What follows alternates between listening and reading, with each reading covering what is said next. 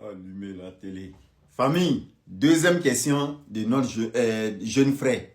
On va mettre sa vidéo, vous allez écouter et on va lui répondre par deuxième question. Ensemble, on l'écoute. Deuxième position, agir comme ça montrerait que la Côte d'Ivoire n'est pas un état de droit. Parce que dans un état de droit, on ne sanctionne pas toute une catégorie, toute une communauté pour des faits commis par des individus. La justice n'est pas collective. Et enfin, décider d'expulser les Libanais du pays peut porter atteinte à la stabilité et à la cohésion sociale. Vous êtes sans ignorer que la Côte d'Ivoire est un pays de diversité. Bon, imaginons qu'aujourd'hui, on chasse les Libanais parce que quelques individus parmi les Libanais ont fait des actes qu'on n'apprécie pas trop. Demain, quand les Burkinabés qui sont ici aussi vont commettre des actes, on va les expulser. Donc à chaque fois on va expulser, à chaque fois on va expulser. Vous voyez, ça crée des tensions dont la Côte d'Ivoire n'a pas besoin en ce moment. Nous sommes dans une marche de développement. Toutes les tensions qu'on veut créer là, ça ne peut pas nous arranger. T'as capté? Ok, voilà. Il a parlé de quoi d'abord? La Côte d'Ivoire est un pays de droit, un pays de cohésion, et c'est pas tout. D'accord. La Côte d'Ivoire est un pays de droit. Et dans un pays de droit, tout est respecté en règle. N'est-ce pas? C'est ce qu'il a dit. Hein? Normalement, dans un pays de droit, tout doit être respecté. Mais la question qu'on va lui poser là, est-ce que les Libanais respectent quelque chose? Parce qu'on ne s'est pas levé un bon matin commencer à parler des Libanais. Il y a longtemps, on les observe. On a vu d'abord par leur comportement, comment ils se comportent dans la rue, comment ils se comportent avec nous, envers nos autorités, comment ils se comportent aussi, même ceux qui travaillent dans les sociétés là, comment ils les maltraitent, comment ils font travailler des jeunes Ivoiriens sans contrat de travail. Et si des jeunes se blessent, on les chasse sans les payer. Maintenant, il dit ici qu'il ne faut pas, on va regarder le comportement de quelques individus. D'accord. Mais si dans un pays, dans la communauté, il y a une communauté, qu'il y a des individus dedans, tout ce qui est louche dans un pays, ce n'est que eux. C'est-à-dire, quand tu entends parler de drogue, trafic humain, enlèvement, c'est seulement eux le nom que tu entends. Pourquoi tu vas t'en prendre à un individu? C'est la communauté même qui n'est pas bonne. Donc si on attaque la communauté, ça ne veut pas dire que c'est le comportement d'un individu on a regardé. Non. Bon, d'abord, des gens qui sont dans tout ce qui est louche dans un pays, des gens qui sont installés dedans. Et puis aujourd'hui, du jour au lendemain, il se lève, il veut être dirigeant. Il veut diriger. Tandis qu'on a vu des pays, peut-être que vous, ceux qui parlent là, ils n'ont pas encore vu un pays où un Libanais a été président là-bas. Moi, je vous cite toujours. Allez-y, les pays de l'Amérique du Sud, là. Il y a plusieurs pays où le Libanais était président. On voit comment eux vivent. Colombie que vous voyez là, il y a un Libanais qui a une fois été président en Colombie. Qui peut prendre l'exemple, qui peut prendre un bon exemple sur Colombie? Équateur, c'est un Libanais qui est dirigeant jusqu'à présent là-bas. Qui peut comparer son pays à Équateur? S'il vous plaît. Brésil, partout où il y a les trafics, où il y a le conneries, c'est que le Libanais a été président là-bas. Donc, en voyant les pays où ils ont une fois été président, et puis en voyant leur comportement chez nous, et puis c'est là qu'il veut être président chez nous. Comment est-ce que vous voulez qu'on baisse les bras? Jeune Afrique, jeune Ivoirien, la jeunesse ivoirienne, je m'adresse à vous, de vous à moi. Comment est-ce que vous voulez qu'on doit baisser les bras en voyant le danger venant de loin?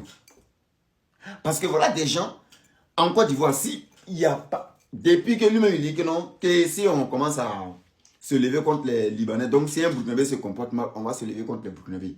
Mais ma question que je vais poser est la suivante. Depuis quand un Burkinabé a une fois giflé même un policier ivoirien? Au contraire, même avant, même quand un Burkinabé voyait un policier ivoirien fuyait. Depuis quand tu as vu une communauté comme un Malien a giflé un policier ivoirien?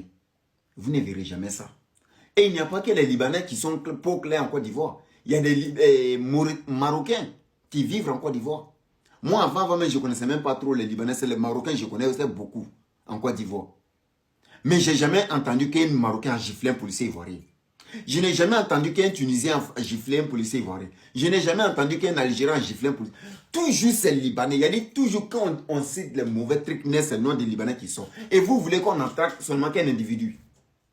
Et à chaque fois qu'on entend que non, un jeune s'est fait couper les bras, puis il s'est fait licencier au travail sans payer ses droits. On ne va jamais entendre que c'était dans la fabrique d'un Burkinabé. On ne va jamais entendre que c'était dans la société d'un Marocain. On ne va jamais entendre que c'était dans la société d'un Ivoirien. On entend toujours que c'est un Libanais. Mais pourquoi vous voulez qu'on indexe une personne? Si déjà les communautés, maintenant, tout ce qui est mauvais dans notre pays, c'est eux qui sont indexés. C'est eux. On ne peut pas attaquer un individu. On attaque la communauté parce que c'est qui ne sont pas bon. Ces mêmes communautés-là encore, qui se lèvent un bon matin, qui créent les radios à part. Est-ce que vous avez une fois vu une radio burkinabé à part? Ces mêmes communautés qui se lèvent un bon matin et créent les télévisions à part. Ils ont les écoles. Hey, champion, en tant qu'un jeune d'un pays qui veut l'évolution de son pays, ne doit pas réfléchir comme ça. Chers petits frères, petites soeurs, ne prenez pas l'exemple sur ces gens de personnes. Car pour eux, là, le pays, c'est irrécupérable. On ne peut plus récupérer le pays. Mais moi, je dis que c'est faux. On peut toujours récupérer nos économies dans la main des Libanais. Même s'ils ont 100% sur nos économies, on peut toujours... Moi, Seigneur, si l'on pouvait être dans peut-être place des ministres de la jeunesse, ou bien ministre de quoi. Champion, le pays allait être dressé, au fait. Aïe. Il dit qu'économie, on peut récupérer du jour au lendemain, du tic au tac. Il suffit seulement l'usine là. On prend un opérateur économique dans chaque usine des Libanais. Ils vont se dresser. Parce qu'il fait le président récupère société et puis il donne à l'Ivoirien. Il fait on récupère dans sa main, on donne à un Ivoirien. Maintenant, l'Ivoirien aussi vient faire des conneries là-bas. Là. Il y a toujours opérateur économique dans un pays. C'est eux qui font développer un pays. Aujourd'hui, si le Mali même a tenu pendant cette guerre, c'est grâce aux opérateurs économiques. Hein. Sinon, le plan que les terroristes avaient tracé pour faire tomber Bamako, là, couper le pétrole à Bamako, là.